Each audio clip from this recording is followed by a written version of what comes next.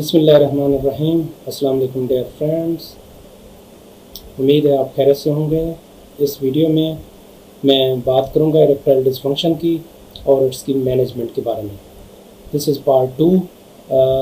जो वीडियो है वो नावल मैनेजमेंट ट्रीटमेंट मेथड से ली गई है और इरेक्टाइल डिसफंक्शन के बारे में और उसके ट्रीटमेंट के बारे में यहाँ पे बताया जाएगा। तो आई एम डॉक्टर अब्दुल मालिक, PhD pharmacology, assistant professor, college of pharmacy, university of Sargodha. If you have any question from the previous part 1, you can write in the comment section. इस वीडियो को भी आपने प्रॉपर देखना है। इसमें हम प्रॉपर मैनेजमेंट और ट्रीटमेंट के जो भी ऑप्शंस अवेलेबल हैं उसके बारे में बात करेंगे कि कौन कौन से ऑप्शंस हैं और कौन कौन सी ट्रीटमेंट की जा सकती है और कितने अरसे की होगी और क्या क्या उसकी ज़रूरत है, और बंदे को साथ इसको कोऑपरेट करना पड़ेगा, तब भी वो मैनेजमेंट की तरफ जा सकता है, ट्रीटमेंट की तरफ जा सकता है। अगर वो ट्रीटमेंट प्रॉपरली डिजीज़ की नहीं करेगा, प्रॉपरली कोऑपरेट नहीं करेगा विद द डॉक्टर, तो फिर इसकी ट्रीटमेंट करना मुश्किल हो सकती है। तो लिहाजा बी अटेंटिव, बी केयरफुल, और इसको वीडियो को एंड तक वॉच करें और प्रॉपरली आपको चीज़ें समझ आ जाएंगी। Further you can subscribe this channel for more updates, और you can see this video, you can download और check this video from my YouTube channel, official YouTube channel doctor Abdul Malik official. तो अब यहाँ पे है let us talk about options. तो सबसे पहले ऑप्शन की बात करेंगे तो हमारे पास कौन कौन से ट्रीटमेंट के ऑप्शंस हैं for treatment for ED erectile dysfunction के।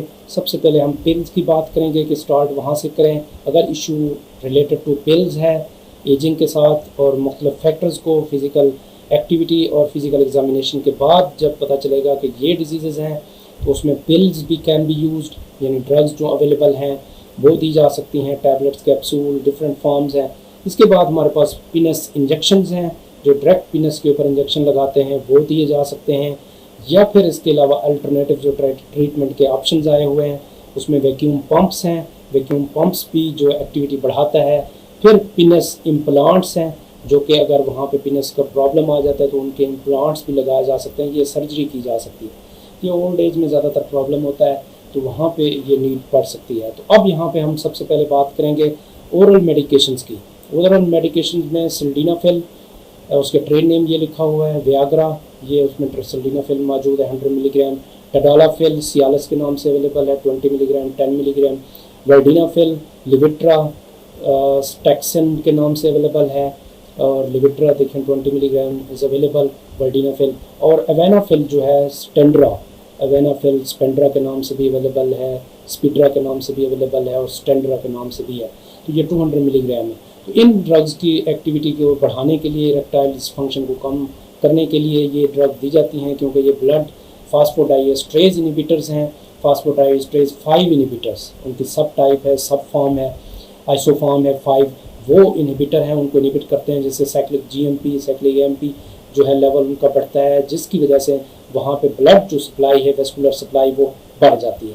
वेस्कुलर एंडोथेलियम को यानी स्टिमुलेट करेगा बेसिकली, और उससे जो इरेक्टाइल जो ब्लड वेसल्स हैं वहाँ ज़्यादा से ज़्यादा ब्लड ट्रांसफ़र होगा, डिलीवर होगा।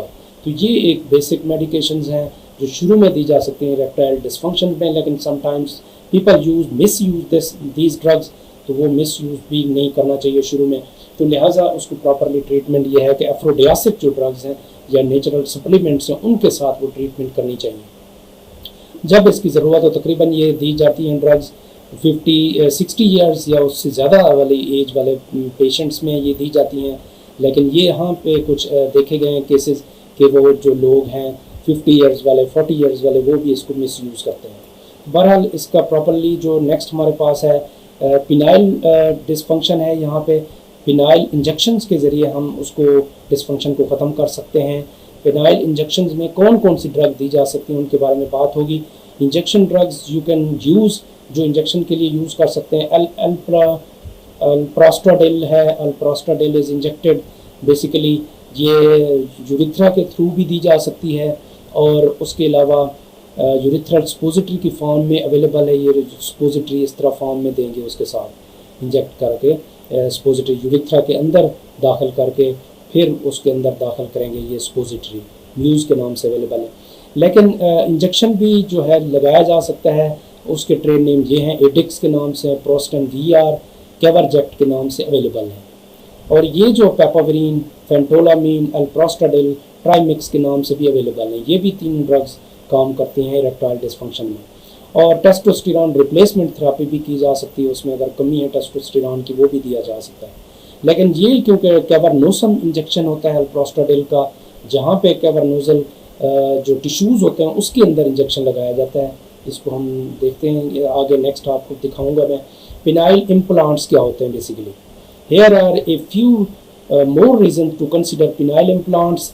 पिनाइल इम्प्लांट्स को कैसे करना चाहिए। A 45 minute out patient procedure है। 45 मिनट का सिर्फ जो बंदा जाता है हॉस्पिटल में फौरी इसका पिनाइल इम्प्लांट्स करके उसको दे देते हैं। क्विक रिकवरी है, takes 4 to 6 weeks to recover from surgery. तकरीबन 1.5 महीना लगता है इसको सर्जरी से रिकवरी में। उसके बाद natural ejaculation and implant is unnoticeable, और इम्प्लांट जो है नज़र नहीं आता, और नेचुरल इजैकुलेशन का जो प्रोसेस है वो अडॉप्ट हो जाता है। Implant is reliable as it can last for around 5 years तक ये एक्टिविटी दिखाता है, ज़्यादा अरसा नहीं चल सकता।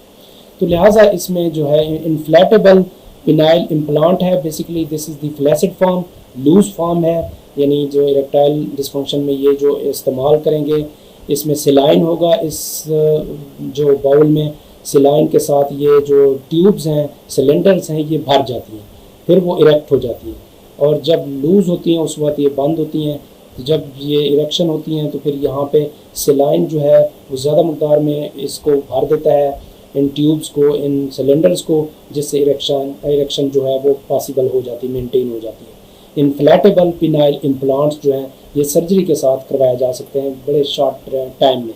ये ख़ास तौर पे करवाते हैं जो ओल्ड एज पेशेंट हैं, ख़ास तौर पे 60, 70, 80 ईयर्स के जो लोग हैं वो ज़्यादातर करवाते हैं। शॉक वेव थेरेपी है, वेरी इंपॉर्टेंट है, क्योंकि एक हम थ्योरी इसके बैक पे ये है कि जो शॉक वेव थेरेपी है बेसिकली ये होती है कि कुछ नर्व्स जो हैं ब्रेन की हमारे पास, क्योंकि पीनस के ऊपर आ रही होती हैं, अटैच हो रही होती हैं, और उसको स्टिमुलेशन करने से हमारे ब्रेन में जो एक्टिविटी जाती है और वो उसके बदले में न्यूरोवस्कुलर जो एक्टिविटी है उसको इंक्रीज़ करेगा वहाँ पे, क्योंकि नर्व्स हैं सिंपैथेटिक की और पैरासिम्पैथेटिक की। पैरासिम्पैथेटिक सिस्टम जो है वो इरेक्शन में हेल्प करता है, जो ब्रेन से आता है।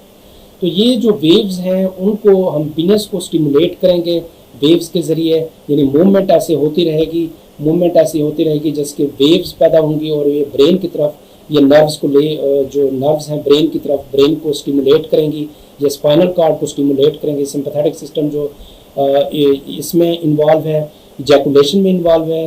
पैरासिम्पैथेटिक सिस्टम जो ब्रेन क्रेनियम सैक्रल नर्व से आता है ख़ास तौर पे, वो इन्वॉल्व है इरेक्शन में। तो इरेक्शन जब लो होगी तो शॉक वेव थेरेपी एक न्यू टेक्निक है जिसके ज़रिए वहाँ ब्रेन के जो नर्व्स हैं उसको, नर्वस सिस्टम को स्टिमुलेट किया जाता है, जिसके बाद वो नर्व्स को स्टिमुलेट करेगा फर्दर जो अदर नर्व्स हैं, जिससे इरेक्शन जो है वो बढ़ सकती है, ब्लड सप्लाई वहाँ पे बढ़ सकती है। This is very new method. This high frequency low intensity treatment offers बेयरली any chances of side effect. कोई इसका साइड इफ़ेक्ट नहीं है, नॉर्मल ये पाथवे के ज़रिए करवाते हैं। लॉन्ग लास्टिंग रिजल्ट्स हैं, अप टू 2 years और मोर ये लॉन्ग लास्टिंग रिजल्ट्स हैं। और ड्रग फ्री ट्रीटमेंट है, इसमें कोई ड्रग इस्तेमाल नहीं होती। नॉन सर्जिकल ईडी ट्रीटमेंट है, सर्जरी भी नहीं होती है इसमें, सिर्फ शॉक वेव। आगे मैं दिखाता हूँ कौन सा मेथड है, उसकी स्पीड, इंटेंसिटी को आप फ्रीक्वेंसी को एडजस्ट कर सकते हैं। Immediate results that will give you natural and long lasting erection. ये लॉन्ग लास्टिंग इरेक्शन है, इसकी डिवाइस मिल जाती है जो कि अगर यूज़ करेंगे तो ऑटोमेटिकली ये ट्रीटमेंट के लिए इम्पॉर्टेंट है। तो इसका नाम है वैब्रेक्ट। वैब्रेक्ट का मतलब वाइब्रेशन करती है और इरेक्शन करती है, इरेक्ट का मतलब इरेक्ट। डिवाइस है फ्रॉम रेफ्लेक्सोनिक कंपनी है जो इसको बना रही है, और यहाँ से उसके ऊपर बटन होते हैं जो उसको दबाते हैं और ये मूवमेंट शुरू हो जाती है। मूवमेंट इनकी इधर और इन दरमियान में पिनस के जो हेड है, जो प्री प्यूस है, वहाँ पे रखते हैं और इसको बार बार चलाते हैं सामने रख के पिनस के ऊपर, उसको मूवमेंट करवाते रहते हैं बार बार। जब इसको टच करेगा इस तरह वेव, शॉक वेव मूवमेंट होगी, तो फिर जो है वो ब्रेन के ऊपर स्टिमुलेशन होगी। ब्रेन जो है इसको मज़ीद स्टिमुलेट करेगा, क्योंकि sexual stimulation, visual, olfactory and tactile receptors होते हैं ब्रेन के अंदर जो कि इसको स्टिमुलेट करेंगे आके, और इससे नाइट्रिक ऑक्साइड, फास्फोडाइएस्ट्रेज इनहिबिटर, ये सारी जो हैं साइक्लिक जीएमपी को स्टिमुलेट करेंगे और जिससे इरेक्शन जो है वो बढ़ना शुरू हो जाएगी। और ये नेचुरल इरेक्शन जो है वो बढ़ती है। इससे ये देखें बटन भी ऊपर लगे हुए हैं ऑन ऑफ के, और इंटेंसिटी फ्रीक्वेंसी को भी चेंज कर सकते हैं। ये न्यू टेक्निक है, एफडीए अप्रूव्ड है, एफडीए ने भी इसको अप्रूव किया है कि this can be used for erectile dysfunction.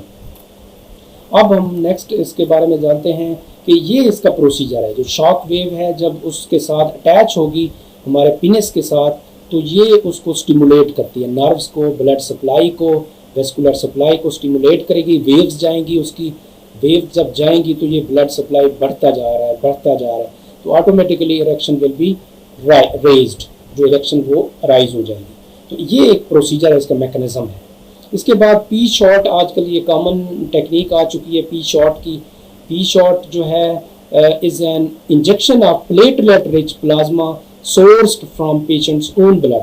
Blood जो है प्लाज्मा बंदे से खुद लेते हैं, उससे प्लाज्मा निकालते हैं, फिर उसके कैवर्नोसम के साथ इंजेक्शन लगाते हैं, 90 एंगल पे इंजेक्शन लगाते हैं, ये देखें। और ये top side nerves and blood होती हैं, यहाँ पे इंजेक्शन नहीं लगाया जा सकता, ये जहन में रखें। इस जगह पे इंजेक्शन लगाना सूटेबल नहीं है, इसको डैमेज कर सकती है। तो इसलिए इन एरियाज में इंजेक्शन नहीं लगाया जा सकता, नीचे भी क्योंकि यूरिथ्रा है। और इसके अलावा do not inject near those areas, in areas में इंजेक्शन नहीं लगाया जा सकता। ये इसको मैं और से ज़रा आपको दिखा दूँ क्लियर, ताकि आपको प्रॉब्लम ना हो। यहाँ पे इंजेक्शन नहीं लगा सकते, इस एंगल पे लगाना है, और कैवर्नोसम के ऊपर लगाना है, ज़्यादा डीप भी नहीं लगाना, ये आर्टरीज हैं, ये डैमेज हो सकती हैं। और जो अंडर साइड है, यहाँ यूरिथ्रा है, cross section of the penis करके दिखाया गया, यहाँ पे भी नहीं लगा सकते। इन एरियाज में नहीं लगाना, यहाँ पे लगा सकते हैं, इस एंगल से लगा सकते हैं। तो ये जो है इंजेक्शन पी शॉट, जो कि कॉमनली और डिजीज़ के लिए इस्तेमाल होता है, लेकिन इसको भी ट्रीटमेंट के लिए कह दिया गया है कि आप इरेक्टाइल डिस्फंक्शन में भी लगवा सकते हैं। ये असल में होता है प्लाज्मा जो है लेते हैं बंदे का, ब्लड लेके उसमें से प्लेटलेट्स जो है वो सेपरेट करते हैं प्लाज्मा, और प्लेटलेट रिच प्लाज्मा जो है वो इंजेक्ट करते हैं, जिससे नॉर्मल जो हमारे बॉडी के अंदर जो है सिस्टम में पैदा हो जाते हैं, ब्लड वेसल्स पैदा हो जाती हैं, वहाँ पे पेशेंट जो पुअर सर्कुलेशन होती है वो बढ़ जाती है। ये मेजर एम है। दी 30 मिनट प्रोसीजर, ये 30 मिनट का सिर्फ प्रोसीजर है, आधे घंटे का, can encourage new blood vessel growth in patients with poor circulation. अगर उनकी पुअर सर्कुलेशन है, ब्लड सप्लाई है, या डायबिटीज़ का पेशेंट है, या प्रोस्टेट कैंसर का है, उन पेशेंट में ये ज़्यादातर इस्तेमाल करवाते हैं। Some man also seek this treatment because it can increase length and girth of a penis की भी गर्थ और लेंथ को बढ़ाती है, तो उसको भी मिस यूज़ के तौर पे भी कह सकते हैं, या ट्रीटमेंट के तौर पे भी समटाइम्स यूज़ किया जा सकता है पी शॉट को। तो अब हम पॉइंट को नेक्स्ट लेके जाते हैं कि पेनिस वैक्यूम पंप्स अवेलेबल हैं। कुछ ऐसे पंप जो पेनिस के अंदर दाखिल किए जाते हैं, ये वाला एरिया पेनिस के अंदर दाखिल किया जाता है, और पंप को इसको प्रेशराइज किया जाता है, इसको पंपिंग की जाती है। तो उससे क्या होगा, ऑटोमेटिक पंप्स अवेलेबल हैं, और बाई हैंड मैनुअल भी अवेलेबल हैं। तो उससे जब पंप करेंगे तो वो उसकी ग्रिप और उनकी ब्लड सप्लाई ऑटोमेटिकली सक करेगी, यानी ये सकिंग प्रॉब्लम है, बेसिकली टेक्निक है। ये मुख्तलिफ रिंग्स हैं, मुख्तलिफ चीज़ें इसकी अवेलेबल हैं, और ये अगला पोर्शन है इसका, वो अटैच करते हैं, जिससे उससे ब्लड जो सप्लाई है वो बढ़ जाती है। नॉर्मल मेथड्स हैं, ये फ्यू मिनट्स के लिए करते हैं, और ऑटोमेटिकली ब्लड सप्लाई उस एरिया में, ख़ास तौर पर कैवर्नोसम एरिया में, पेनिस एरिया में बढ़ जाती है, और इरेक्शन मेंटेन हो जाती है, जिससे ये जो है ना इरेक्टाइल डिस्फंक्शन ऑटोमेटिकली ख़त्म हो सकता है। तो ये बार टेक्निक्स हैं, you can enjoy the erectile dysfunction को आप इंजॉय ख़त्म करेंगे, और फिर लाइफ को इंजॉय करेंगे। This is our aim, this is your aim. आपका भी यही एम है कि हमारे जो प्रॉब्लम है वो कम से कम हो, उसको आप इस तरीके से हल कर सकते हैं। If you have any question you can write in the comment section, further I shall explain if you have any question. तो इसको आपने पूरा देखा, और इसके चैनल को भी मेरा प्रॉपर देख लें, और इसके साथ साथ चैनल को सब्सक्राइब करें, और वीडियो को भी वॉच करें, और जो पेशेंट्स हैं, ओल्ड एज पेशेंट्स हैं, उनके अंदर ये शेयर करें, और बच्चों के लिए ये अवॉइड करें इस वीडियो को। थैंक यू, अल्लाह हाफिज़।